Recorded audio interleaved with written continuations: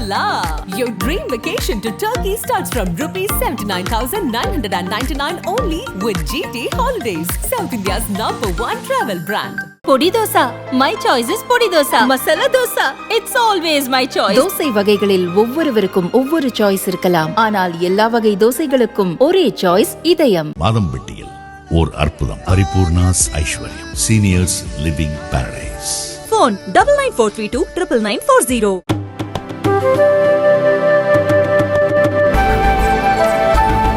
வணக்கம் சார். மறுபடியும் திமுக ஆட்சியில் இரண்டாவது முறையாக கள்ளச்சாராயம்னு சொல்கிறது விசச்சாராயம்னு சொல்லலாம். விசச்சாராயம் மருந்து இத்தனை பள்ளி 35க்கும் மேற்பட்ட வீடுகள் இப்போ நம்ம பேசிட்டு இருக்கிறப்ப கிட்டத்தட்ட 39 வந்திருக்கும்னு நினைக்கிறேன். இது ஆட்சியர்கள் மேலே நம்ம அதாவது அரசு மேலே குறை சொல்கிறதா இல்லை மாவட்ட நிர்வாக சீர்கேடா, இதை எப்படி நம்ம எடுத்துக்கலாம்? ஃபஸ்ட்டு அந்த கோணத்துலேருந்து ஆரம்பிக்கலாம்னு நினைக்கிறேன். நம்ம பேசிகிட்டு இருக்கும்போது 40 பேர் டேலி இப்போ எனக்கு என்னுடைய ரிப்போர்ட்டர் சொன்னாங்க 40 பேர் இப்போ வந்திருக்காங்க. சேலத்தில், ஜிப்மரில், கள்ளக்குறிச்சியில், விழுப்புரத்துலன்னு ஒவ்வொரு ஊர்லேயும் டேலி கூட்டிகிட்டே இருக்குது. இது எங்கே போய் முடியும்னு எனக்கு தெரியல. 40ஓடு நிற்காதுன்னு அச்சமாகவும் இருக்குது. நம்ம பேசிட்டு முடியும் போது என்னவாக இருந்தோம் நிற்குமோ அப்படின்னு தெரியல. ஏன்னா ஜூன் 19 காலையில் 6 மணிக்கு முதல் டெத்து கவுண்ட் ஆகுது.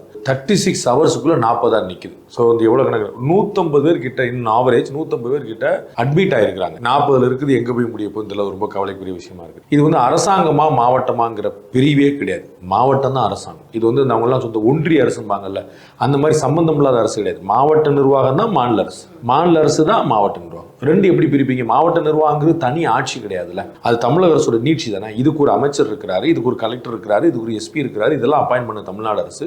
இது எல்லாமே ஒரே சிஸ்டத்துக்குள்ள இயங்குது. இது நம்முடைய இடம், நம்முடைய மாவட்டம், ஒருங்கிணைந்த விஷயம் தானே. இதில் என்ன உங்களுக்கு குழப்பம் இருக்குது? இது முழுக்க தமிழக அரசோடைய, திமுக அரசுடைய தோல்வி. அதுக்கு ஒரு கலெக்டரை டிரான்ஸ்ஃபர் பண்ணுறதோ, ஒரு எஸ்பி சஸ்பெண்ட் பண்ணுறதோலாம் முடியாது. அதற்கு மேலே பெருசாக ஏதாவது செஞ்சால் தான் 4 பேருக்காக கொஞ்சமாவது ஒரு அச்சம் நிற்கும். அத்திப்பூத்த மாதிரி 50 ஆண்டுகளில் ஒரு சம்பவம் கிடையாது. ஒரு வருஷம் முன்னாடி இதே மாதிரி இறந்துருக்குறாங்க. அப்புறம் திருப்பி அதே மாதிரி இப்போ ஜூன் மாதம் இறக்குறாங்க. இது என்ன கணக்கு? அப்போ அதுவும் இது போலீஸ் ஸ்டேஷனுக்கு ரொம்ப பக்கத்தில் நடந்திருக்கு. 200 மீட்டர் டிஸ்டன்ஸ் ஃப்ரம் போலீஸ் ஸ்டேஷன்றாங்க. அப்போ இது யாருக்காவது தெரியாது நினைக்கல. கிட்டத்தட்ட 150 பேர் உடம்பு முடியலன்னு போய் அட்மிட் ஆகிருக்கிறாங்க. இப்போ உடம்பு பரவாயில்லாமல் சில பேர் தாங்கியிருப்பாங்க, சிலர் கம்மியா குடிச்சிருப்பாங்க, சில பேர் ஏஜ் நல்லா இருந்திருக்கும். அந்த மாதிரி பெட்டெல்லாம் இன்னும் எவ்வளவு பேர் குடிச்சிருப்பாங்க? அப்போ ஒரு ஆவரேஜா 150ல 200 பேர் மட்டும் வச்சுக்கோங்க. நீங்க ஒரு 200 பேர் ஒரு நாள்ல குடிச்சிருக்காங்கன்னா அந்த டியூரேஷன் தெரியுது. உங்களுக்கு 24 நேரம் கடை கிடையாது. அப்ப காலைல ஒரு 9-10 மணிக்கு திறக்கிறான், ஒரு கடையில வைக்கிறான், சாயந்தரம் ராத்திரி 10 மணி நேரம் கிடைக்கிறான். இந்த 12 மணி நேரத்துக்குள்ள 200 பேர் குடிக்கிற மாதிரி கியூல நின்று தான் வாங்கியிருக்க முடியும் நீங்க. ஒருத்தர் போனாரு, ஒளிஞ்சு மறைஞ்சு வாங்கினாரு, அதுக்கப்புறம் ஒரு மணி நேரம் கழிச்சு இன்னொருத்தர் போனாரு, அப்படி கிடையாது. அப்ப நீங்க 24 நேரத்துல நீங்க 12 பேர் தான் கொடுத்துருக்க முடியும். 12 மணி நேரத்துக்குள்ள உங்களுக்கு 200 பேர் குடிச்சிருக்காங்க. Just imagine. பாக்கெட் பண்ணி வச்சிருக்காங்க. இப்போ இதுக்கு ஒரு ப்ராசஸ் இருக்கு. நீங்க ஒரு கிளாஸ்ல எடுத்து மோண்டு நீங்க கொடுக்கல, உங்களுக்கு புரியுங்களா? அப்ப அந்த இடத்துல கொடுத்தாங்கன்னா கள்ளச்சாராயம் இது பாக்கெட் பண்ணி கொடுத்துருக்காங்க. ஸோ ஒரு இடத்துல மேனுஃபேக்சரிங், இன்னொரு இடத்துல சீலிங், இன்னொரு இடத்துல பேக்கிங், இன்னொரு இடத்துல டிஸ்ட்ரிபியூஷன், இவ்வளவு நடந்துட்டு இருக்கு. இது ஒரு இண்டஸ்ட்ரி மாதிரி நடந்திருக்கு. இது எதுவுமே உங்களுக்கு தெரியலன்னு சொன்னாங்கன்னா அப்ப நம்ம என்ன சொல்றது? நம்ம மதுவிலக்கு ஏன் கொண்டு வர மாட்டேன்றாங்க? கனிமொழி அக்கா கேட்டா நாங்க 2016 தானே சொன்னோம், 21 சொன்னோமா, அது போன தேர்தல் அறிக்கை, எந்த தேர்தல் அறிக்கை கிடையாதுன்றாங்க. ஏன் கொண்டு வர மாட்டேன்னாங்க? அப்ப கலைஞர் இருக்கும்போது சொன்னாரு, சுத்தி நெருப்பா இருந்து நாம மட்டும் கற்பூரமா இருக்க முடியாது. ஆந்திரால, தெலுங்கானால, புதுச்சேரியில, கர்நாடகால எல்லா இடத்துலயுமே மது இருக்குது. அப்ப நாம மட்டும் மது இருக்க முடியும். ஏன்னா கள்ளச்சாராயம் உயிர் பலியர். இப்ப நீங்க டாஸ்மாக் தெருவுக்கு டாஸ்மாக் இல்லாத ஊர் எங்கேயா இருக்கா? இங்க தமிழ்நாட்டில் லைப்ரரியோட எண்ணிக்கை நீங்க கேட்கணும். தமிழ்நாட்டில் டாஸ்மாக் கடையோட எண்ணிக்கை கேட்கணும். நம்ம எதை நோக்கி போறோங்கிறது இது ஒண்ணு போது. இந்த ஒரு டேட்டா போதும். தமிழ்நாட்டில் எவ்வளவு லைப்ரரி இருக்குன்னு தேடுங்க, தமிழ்நாட்டில் எவ்வளவு டாஸ்மாக் கடை இருக்குன்னு தேடுங்க. மூடின கடையை திறக்கிறதுக்கு சுப்ரீம் கோர்ட் வரைக்கும் போகுது கவர்மெண்ட். இந்தியாவில் தினந்தோறும் மது குடிச்சு ஒரு நாளைக்கு 350 பேர் இறக்குறாங்க.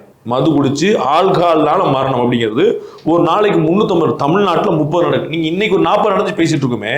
இது கள்ளக்குறிச்சியில, கருணாபுரம்ங்கிற ஒரு ஏரியால நமக்கு தெரியாமல கவனத்திலே பெறாம தமிழ்நாட்டிலே 30 பேர் சராசரி இறக்குறாங்க. நீங்க நான் சொல்ல வெறும் 10% ஆஃப் நம்ம இந்தியா தான். இந்தியாவில் 330 பேர் ஒரு நாளைக்கு குடியினால இருக்கிறாங்க. இந்த குடி விசச்சாராயமா இருந்ததுனால ஒரே நாள்ல மரணம் ஆயிடுச்சு. நாம சொல்ற அந்த டாஸ்மாக்னால குடி கொஞ்சம் கொஞ்சமா தெரியும். ஆனா அதோட ஆவரேஜ் என்ன இருக்குது?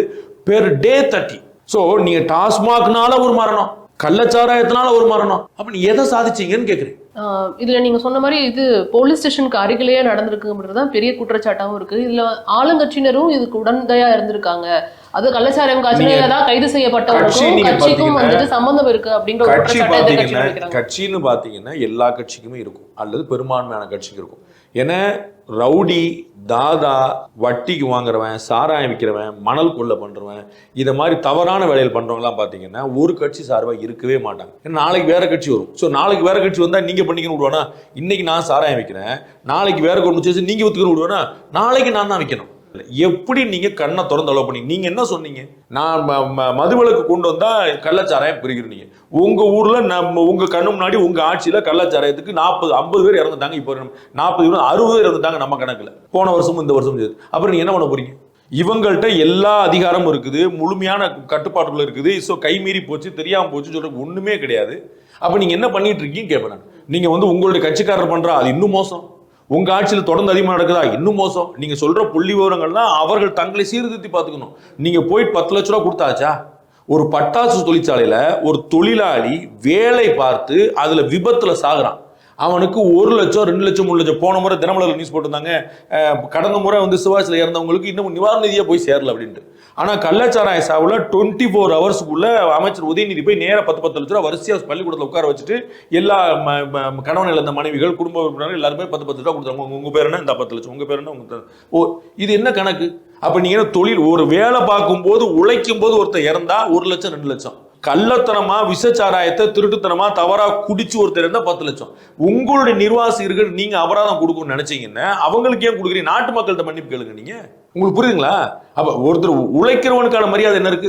இந்த இடத்துல உங்களுக்கு என்ன கேள்வி வருது அப்படின்னா, கடந்த முறையும் இதே போன்று 10 லட்சம் வழங்கப்பட்டது, இந்த தடவையும் அதே போன்று வழங்கப்பட்டிருக்கு அப்படிங்கிறப்ப அப்ப நம்ம அவங்க ஒத்துக்கவே இல்லை, இது கள்ளச்சாராய மரணம் இல்லைன்னு கலெக்டர் முதல்ல சொன்னாரு. அதுக்கப்புறம் அவரே மாத்தி விட்டாங்க. அவர் இது கள்ளச்சாராய சாவு இல்லைன்னு சொன்னாருன்னா அது பொய், முழு பூசணிக்காய சோத்துல மறைக்கிற முயற்சி. இதை நிர்வாக சீர்கேடு மறைக்கிறதுக்காக பண்றாங்கன்னு எடுத்துக்கலாம். அவங்களுக்கு ஒரு கைடன்ஸ் கிடையாது. அவங்க ஆமான்னு சொன்னா கவர்மெண்ட் கெட்ட பேர் ஓர் பண்ணிக்கிறாங்க. இதை விட கெட்ட பேர் வேற என்ன வேண்டி இருக்கு? நீங்க 4 புற சாராயத்தை விட்டுட்டு ஓட விட்டு அப்புறம் கவர்மெண்ட் கெட்ட பேரும் கவலை பண்ணிருக்கு. நீங்க கவர்மெண்ட் நல்ல பேர் வரும்னு நினைச்சிருந்தீங்கன்னா முதல்ல நீங்க தடுத்துருக்கணும். இப்போ இந்த கலெக்டர் டிரான்ஸ்ஃபர் பண்ணிருக்கீங்க, அவர் என்ன செய்வாரு? வேற ஒரு மாவட்டத்துக்கு போய் கள்ளச்சாராயத்தை என்கரேஜ் பண்ணுவாரா? இப்போ இந்த ஆபீசர் போலீஸ் ஆஃபீஸர் சஸ்பெண்ட் பண்ணியாச்சு. போலீஸ் ஆஃபீஸர் மட்டும் தான் பொறுப்பா? கலெக்டருக்கு பொறுப்பு கிடையாதா? அந்த மாவட்ட அமைச்சர்களுக்கு பொறுப்பு கிடையாதா? அங்க இருக்கிறவங்களுக்கு பொறுப்பு கிடையாதா? எம்எல்ஏக்களுக்கு பொறுப்பு கிடையாது? எம்பிகளுக்கு யாருக்குமே தெரியாது. அது தமிழக எதிர்க்கட்சி தலைவர் திரு எடப்பாடி பழனிசாமி சொல்றாரு, எங்க கட்சியை சேர்ந்த எம்எல்ஏ எஸ்பிட்ட புகார் கொடுத்திருக்கிறாரு, இந்த மாதிரி மாவட்டம் நிறைய கள்ளச்சாராயம் ஓடுதுன்னு கொடுத்திருக்கிறாரு, என்ன நடவடிக்கை எடுத்தீங்க? பதில் சொல்லுங்க. ஒரு டைரக்டான குற்றச்சாட்டு. எங்க எம்எல்ஏ பேரை சொல்லி எங்க எம்எல்ஏ கம்ப்ளைண்ட் கொடுத்திருக்காருங்க, எஸ்பிட்ட கொடுக்குறாரு. என்ன சொல்ல போறீங்க? அப்ப இதுல ஒருத்தரை காப்பாத்த இது என்ன கணக்கு? அமீர் அவர்கள் சொல்றாரு, இயக்குனர், திரைப்பட இயக்குனர் அமீர் சொல்றாரு, இது இதை விட கேவலம் வேற இல்லைங்கிறார். நீங்க தவறான விஷயத்தை செஞ்சவங்களை நீங்க ஊக்கப்படுத்துறீங்க. போன முறை ஒரு காமெடி நடந்தா சொன்னாங்க, அதுல அந்த மது தயாரிச்ச ஒருத்தர் இறந்து போனாரு, அவருக்கு ஒரு 10 லட்ச ரூபா. என்ன கணக்கு உங்களுக்கு? அப்ப நீங்க என்ன சிக்னல் கொடுக்குறீங்க? இது அந்த அரசாங்கத்தில் உள்ளதை குடிக்க மாட்டேன்னு சொல்லி தனியா போய் குடிச்சு வந்திருக்காரு. அப்ப அவங்க தனியா அவங்களுக்கு தெரியாதா இது கள்ளச்சாராயம்னு? அப்ப கள்ளச்சாராயம் குடிச்சவங்க வித்தவங்க எல்லாருமே என்கரேஜ் பண்ணிருக்காங்க. நீங்க அந்த 3 பேர் அரெஸ்ட் ஆனவங்க பாருங்க, கணவன், மனைவி, அவருடைய தம்பி, அந்த 3 பேர் பாருங்க. அவங்க தனியா பண்ற மாதிரியா தெரியுது? அவங்க ஆக்சுவலா தொழிலாளர்கள் மாதிரி தெரியுது. அவங்க காய்ச்சிக்கிட்டு இருந்தவங்க. அவங்க தனியா காய்ச்சினா முடிஞ்சு வச்சா நீங்க காய்ச்ச முடியும், நான் காய்ச்ச முடியும். காய்ச்சலுங்கிற ஒரு டெக்னாலஜி கிடையாது. அதுக்கு பின்னாடி ஒரு பின்பலம் வேணும் இல்லையா? நீங்க பகிரங்கமா நாள் முழுக்க ஒரு இடத்துல சாராயம் வச்சு வைக்கிறீங்கன்னா உங்களுக்கு துணிச்சல் இல்லாம இருக்குமா? அப்ப பின்னாடி பேக் சப்போர்ட் இல்லாம இருக்குமா? நீங்க ஒவ்வொரு முறையும் 2 தொழிலாளர்கள் போட்டு பிடிச்சி வச்சுட்டு, நான் ஒரு லாரி ஆக்சிடென்ட் ஆச்சுன்னா அந்த டிரைவரை பிடிப்பாங்க, இல்லாட்டி கிளீனர் பிடிப்பாங்க, முடிச்சு வச்சு கணக்கு காட்டியாச்சுமாங்க. இதை வச்சு என்ன செய்வீங்க நீங்க? பிரேமலதா அவர்கள் இதே போன்று எதிர்ப்பை பதிவு பண்ணிருக்காங்க. ஆனா அதிமுக 25 லட்சம் கொடுக்கணுங்கிறாங்க, மாதம் 5000 நாங்க தருவோம் அப்படின்னு சொல்றாங்க. இப்ப இவங்களும் சேர்ந்து தான் என்கரேஜ் பண்றாங்க. அத்தனை பேருமே பரம ஏழைகள், உண்மையிலே கஞ்சிக்குள் இல்லாதவங்க. அந்த கள்ளக்குறிச்சியில கருணாபுரம் பகுதியில் பார்த்தா உண்மையிலே கண் கலங்குது. அவங்க எல்லாருமே ஏற்கனவே தெருவில் தான் இருக்கிறாங்க. அந்த ஃப்ரீசர் பாக்ஸ் இல்ல, பந்தல் போடுறதுக்கு ஆள் இல்ல. அந்த ஊரே நம்ம 40 போய் நிக்குது. இப்ப நம்ம பேசிட்டு இருக்கும்போது எதுக்குமே வழியில ஏழைகள் மாற்று கருத்தே இல்லை. அவர்களுக்கு ஏதாவது ஒரு கைது கொண்டு மாற்று. ஆனால் நீங்க தவறுகளை ஊக்கப்படுத்திட்டு இருக்கீங்களா? அப்ப நீங்க இது மூலம் மறைக்க விரும்புறீங்களா? அது கையோட இப்ப நான் அழுகிறது கூட நேரம் இல்லாம அவங்களை பூரா 27 பேர் வரிசையா உட்கார வச்சு, அவங்க கணவன் மனைவி இறந்தாங்க கொடுத்தாங்கன்னா அவங்க அழுவாங்களா? இப்ப வரிசையில் உட்காந்துருப்பாங்களா? ஹாஸ்பிட்டல்ல போய் எல்லா கட்சியிலும் பாக்குறாங்க. எல்லாமே ஒரு டிராமா மாதிரி, ஒரு படம் மாதிரி, காட்சி மாதிரி போயிட்டு எல்லா தலைவரும் ஹாஸ்பிட்டல். எந்த தலைவரும் ஹாஸ்பிட்டல் வரக்கூடாதுன்னு சொல்லணும். நீங்க எந்த தலைவரும் நீங்க வாங்க இரங்கல் தெரியும் வீட்டுக்கு போங்க, ஹாஸ்பிட்டல் வரக்கூடாது. ஏன் ஹாஸ்பிட்டல் அவங்க மட்டும் படுத்துக்கிறது? இன்னும் 1000 பேஷண்ட் படுத்துக்கிறாங்க. இங்க ஒரு தலைவர் போனா, அது அமைச்சரா இருக்கட்டும், எதிர்கட்சியா இருக்கட்டும், அண்ணாமலை அவர்களா இருக்கட்டும், யாருக்கு போனாலும் 50 கேமரா பின்னாடி போய் நிற்கும். அந்த பேஷண்ட் மேலே மண்டல நிக்குது. நான் விஷுவலா கண்ணால பார்த்தேன். ஒருத்தர் ஒரு டாக்டர் எட்டி பிடிச்சிட்டு ஏதோ சொல்றதுக்கு வராரு, அவர் கேமராமேன தள்ளி விடுறாரு, வழி விடுங்க, கேமரா எடுக்கணும்ல அப்படின்னு. இது என்ன? இது ஒரு படக்காட்சி விஷயமா? இது அண்ணன் ஜெயக்குமார் ரொம்ப பிரமாதமா, ஏடிக்கு முன்னாள் அமைச்சர் பிரமாதம் சொன்னார், சினிமாக்காரங்களாம் எங்க போனீங்கன்னு கேட்டார். போன முறை ஏடிஎம் ஆட்சியில் இது போல நடந்துச்சுன்னா மிச்சர் சாப்பிட்டேன் அது சாப்பிட்டேன் எவ்வளவு பேர் என்ன பேசியிருந்தாங்க? போராட்டம் எங்க, கண்டனம் எங்க, அறிக்கை எங்க, கவலை எங்க? டிஎம்கே கூட்டணி கட்சிகள் தான் தோழமை சொல்லிருக்கா, அமைதியா உட்காந்துருக்கா. ரைட்டு போக அண்ணன் வைகோ அறிக்கை மட்டும் தான் பார்த்தேன், மற்ற யாரும் அறிக்கை பார்க்கல. ஜவாஹர்லால் அவரோட அறிக்கை பார்த்தேன்னு நினைக்கிறேன். வேற எங்க அறிக்கையை காட்டணும், தோழமை சுற்றதா வேண்டாமா கூட யோசிச்சுட்டு இருக்காங்க. இந்த சினிமாக்காரங்களுக்கு என்னாச்சு?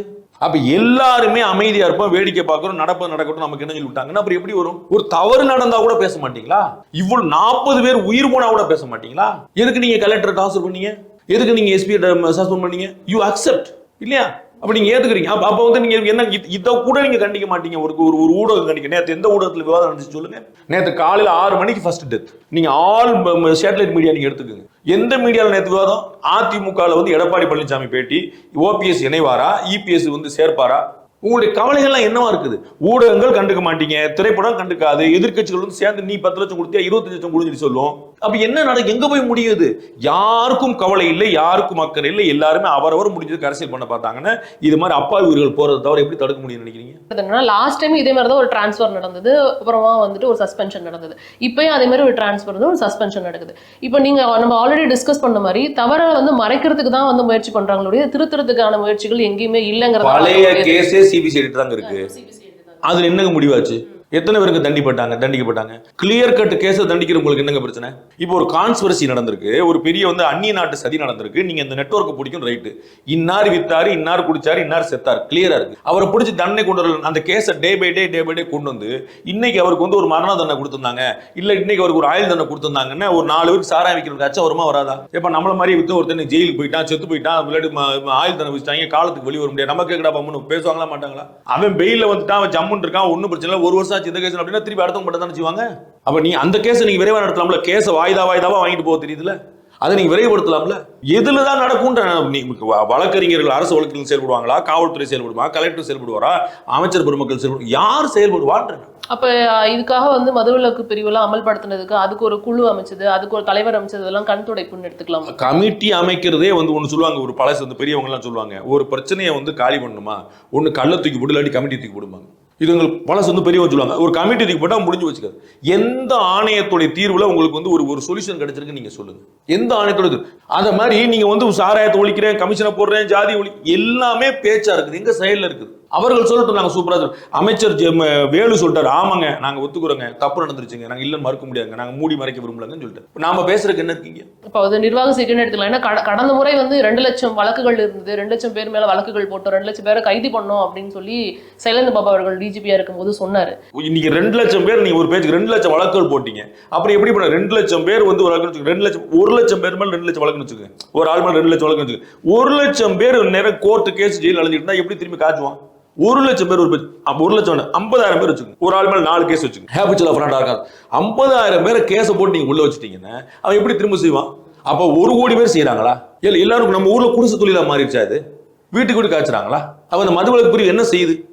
இன்னைக்கு எனக்கு விஷுவல் ஒன்று வந்துருச்சுங்க. சேலத்துல வந்து பாக்கெட் வந்து பால் பாக்கெட் மாதிரி டோர் டெலிவரி பண்ணிட்டு போறாங்க, பாக்கெட் சாராயம். அது எப்போ உள்ள விஷுவல் தெரியல. இன்னைக்கு எனக்கு ரிப்போர்ட் அனுப்பணும், சேலத்துல பால் பாக்கெட் மாதிரி டோர் டெலிவரி வீட்டுல போய் எத்தனை வேணும்? 2 இந்தா, அடுத்து எத்தனை வேணும்? 3 இந்தா. என்னங்க இது? இல்ல அடிப்படையா ரெண்டு விஷயங்கள் பேச வேண்டியது இருக்கு. முதல்ல பேச வேண்டியதுன்னு நினைக்கிறது என்னன்னா, இது வந்து அரசாங்கத்தோட கவனத்துல இருக்கோ இல்ல மாவட்ட நிர்வாகத்தோட கவனத்துல இருந்தோம், இது நாளைக்கு ஏதோ பிரச்சனை ஆச்சுன்னா ஆட்சிக்கு வந்து கெட்ட பேருன்னு அவங்களுக்கு ஒரு அக்கறை இருக்கிறதுக்கு வாய்ப்பு இருக்கு தானே, அதை தடுக்கிறதுக்கான வாய்ப்பு இருக்கு தானே, அது ஏன் பண்ண மாட்டேங்கிறாங்க ஒரு கேள்வி வருது. முதல்ல அப்பதான் இந்த நீங்க முதல்ல சொன்ன அந்த அரசியல் தலையீடு உள்ள நிக்குது. பண்றவன் நம்ம கட்சிக்காரனா இருப்பான், பண்றவன் நம்மளா இருப்பான், பண்றவன் நம்ம சமூகமா இருப்பான், பண்றவன் நமக்கு மாமல் கொடுக்குறவனா இருப்பான், பண்றவன் வந்து மிரட்டிடுவான், வெட்டிடுவான், பிரச்சனை பண்ணிடுவான் அப்படின்னு இருக்கும். ஏதோ ஒண்ணு. டிரான்ஸ்ஃபருடைய பர்பஸ் என்ன? சஸ்பென்ஷன் வந்து இப்போ பெர்மனண்டா? நாளைக்கு திரும்பி வேற டியூட்டிக்கு போற, வேற ஒரு ஊருக்கு வந்துட்டு போறோம், அங்க போய் என்ன செய்வாரு? இதோட நீச்சியை தொடர்ந்து பேசலாம். அதுக்கு முன்னாடி இன்னொரு விஷயம் என்னன்னா, தமிழகம் ஃபுல்லா நம்ம ஏற்கனவே பேசின மாதிரி டாஸ்மாக் கடைகள் அவ்வளவு கடைகள் இருக்கு. அதை விட்டுட்டு இந்த சாராயத்தை வாங்கி குடிக்கிறதுக்கான காரணம் என்னங்கிறது பாரதியுடைய மகன் வந்து எழுதியிருக்கிறார் ஒரு ட்வீட். அவர் எழுதியிருக்கிறார், குவாலிட்டி குறைஞ்சிக்கிட்டே போகுது, அதான் அப்படி ஆயிடுச்சு அப்படின்ட்டு. டாஸ்மாக் கடையில மதுங்களுடைய நான் சொல்லிங்க எனக்கு தெரியாது, டாஸ்மாக் கடையோடைய மதுவுடைய குவாலிட்டி குறைஞ்சிட்டே இருக்கு, அரசாங்கம் உடனே தள்ளி செய்யணும், அதுதான் அது பிரச்சனைக்கான காரணம் ட்வீட் போட்டிருக்காரு. விலை கூட 150 ரூபா ஆவரேஜா ஒரு குவார்டர், 150 ரூபா பிளஸ் வந்து பில்லு கிடையாது, பிளஸ் வந்து அவங்க சொல்றதா 150 ரூபா பாட்டில் 200 ரூபா கேட்டா உங்களால சண்டைக்கு போக முடியாது, எந்திரிச்சு வெளியே போடுவான். நீங்க அவன் சட்டம் பேச முடியுமா? சண்டை போடணுமா? விலைப்பட்டியல் வச்சிருக்காங்களா? பில்லு கொடுப்பாங்க. நீங்க ரேண்டமா இப்ப டாஸ்மாக் கடை திறந்துருக்கல தமிழ்நாடு முழுக்க, நீங்க இப்படி போகும்போது கேமராட்டு போகும்போது நீங்க கேளுங்க, எங்கேயாவது ஒரு விலைப்பட்டியல் இருக்கான்னு பாருங்க, எம்ஆர்பி போட்டுருக்காங்களான்னு பாருங்க, ஏதாவது ஒரு சரக்கு வாங்கிட்டு பில்லு கொடுக்குறாங்களான்னு பாருங்க, அது எம்ஆர்பி போடுற விலைக்கு கொடுத்துருக்காங்களான்னு பாருங்க. ஒண்ணுமே கிடையாது. ஒட்டுமொத்த சீர்கேடுடைய ஒட்டுமொத்த உருவம் டாஸ்மாக். அப்ப அவன் 150 ரூபா நம்ம வந்து அவன் எம்ஆர்பிலே போட்டுருப்பான், 200 ரூபா அவன் கேட்பான், நம்ம இங்க கூட 50 ரூபாய் பாக்கெட் கொடுத்துறான். 40 பேர் இன்னைக்கு 40 குடும்பம் நடுவோடு, 40 குடும்பம். Just imagine. டாக்டர் ராமஸ் கரடியா கத்தி எழுதிருக்காரு, 40 வருஷமா எழுதிருக்காரு. அதிக விதவைகள் கொண்ட மாநிலம், அதிக இளவதைகள் கொண்ட மாநிலம் விழுப்புரம் மாவட்டம், கடலூர் மாவட்டம், கள்ளக்குறிச்சி மாவட்டம், எங்க ஏரியா பூரா பாடாப்படுறது கதறாரு. அந்த மக்களை வந்து அது பட்டியலின மக்களா இருக்கட்டும், வன்னியின மக்களா இருக்கட்டும், அந்த மக்களை பூரா பாழாக்கி அவனை படிக்க விடாம, வேலை பார்க்க விடாம, அவனுக்கு தொழிற்சாலை வசதி கொடுக்காம, அவனுக்கு வேலை வாய்ப்பு கொடுக்காம, வேலைவாறு குடி கடைசி வரை கூலி தொழிலா இருந்து செத்து. என்ன முன்னேற்றம் அங்க சாத்தியமா இருக்கு?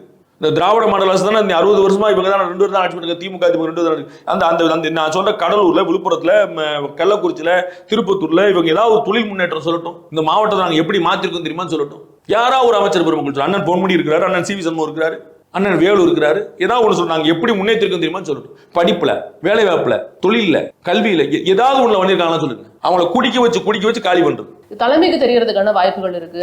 எதுவுமே தெரியாம இருக்காதுங்க. எதுவுமே தெரியாம அவங்க தடுக்கிறதுக்கான எல்லா முயற்சிகளும் எடுக்கறாங்க. எந்தெந்த லேயர்ல நீங்க தடுக்கிறீங்கன்னு பொறுத்துங்க. அது வந்து யாருக்குமே தெரியாம இருக்காது. இது எல்லாருக்குமே தெரியும். தெரியாம யாருக்குமே தெரியாதுன்னு சொன்னா நம்ம யாருக்கு முடியாது. ஊர்ல இருக்கு, அதெல்லாம் சகஜன்னு விட்டுறாங்க, அவ்வளவுதான். இந்த கள்ளச்சாராயம் விற்கிறவங்க எங்கெல்லாம் தெரிஞ்சுன்னா இந்த புல்டோசரை வச்சு அடிச்சா என்னத்துக்காகும்? அவங்க வீடுலாம் வயலேஷன் தான், கட்டாயம் கேரண்டியா வயலேஷன் எடுப்பாங்க. எல்லா பெரிய வீடுமே வயலேஷன் தான் ஓடிட்டு இருக்கு. இவங்க எல்லாம் ஒரு வீடு தூக்கி அடிச்சா என்ன ஆகும்? அவங்க குடும்பத்திற்கு ஒரு அச்சம் வருமா? வராது. இப்ப யார் அரசா இருக்கா? கணவன், மனைவி, தம்பி. நான் கேட்கறது அச்சமற்ற தன்மை எப்படி வருதுன்னு கேட்குறேன். பட்டப்பகல்ல போலீஸ் ஸ்டேஷன் வாசல்ல 200 பேருக்கு 24 நேரத்துல சரக்கு கொடுக்கறதுக்கான தைரியம் எப்படி வந்துச்சு நான் கேட்கிறேன். இதுதான் இந்த அச்சமற்ற தன்மை தான் நான் கேள்வி எழுப்புறேன். நான் வந்து இப்ப கெட்டவன் இல்லைன்னு சொல்ல, கெட்டவன் எல்லா காலத்திலும் இருப்பான். கெட்டவன் இப்ப அச்சமற்று திரியிறான்ற. நிச்சயமா. இப்ப இன்னொரு விஷயத்தையும் விமர்சனமா வைப்பாங்க, இது தமிழ்நாட்டுல மட்டுமா நடக்குது, இந்தியால மற்ற மாநிலங்கள்லாம் நடக்கலையா அப்படின்னு. அடுத்ததான் வந்து ஒரு தரவுகளை எடுத்து நம்ம முன்னாடி வைப்பாங்க.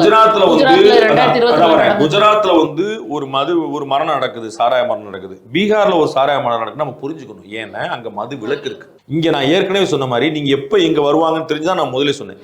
இங்க தமிழ்நாட்டுல இன்னும் ஆவரேஜ் டேட்டா தரவுகளின் படி 30 பேரு ஒரு நாளைக்கு இருக்கிறான் ஆல்கஹால் மூலமா. சரிங்களா? இதே மதுபானத்தை குடிச்சிட்டு, ரைட்? இன்னைக்கு 40 பேர் இருந்திருக்கான் விசச்சாராயத்தை குடிச்சிட்டு. அப்ப அவங்க பரவாயில்லையா? அட்லீஸ்ட் அதையாவது குறைச்சிருப்பாங்களே. அவங்க ஊர்ல குடிக்க முடியாம கடை கிடைக்காம உட்காந்துருப்பாங்க. அப்ப இந்த மாதிரி திடீர்னு ஒரு 20 செத்துதான் மறுக்கல. ஆனா வந்து அன்றாட சாவுகள் குறையுதே.